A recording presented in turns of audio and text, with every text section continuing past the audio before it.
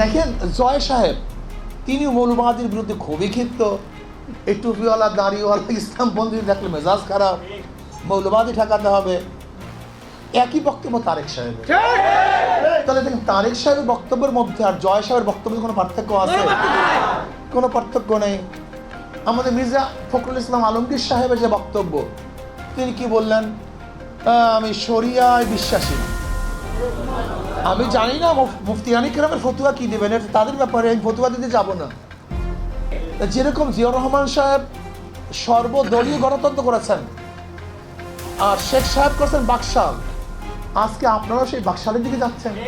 একই, কাউকে রাখতে দেবেন না, কাউকে ঢুকতে দেবেন না, কাউকে ভোট করতে দেবেন না। এটা বাকশালই কথা, এটা ডেমোক্রেসির কথা না।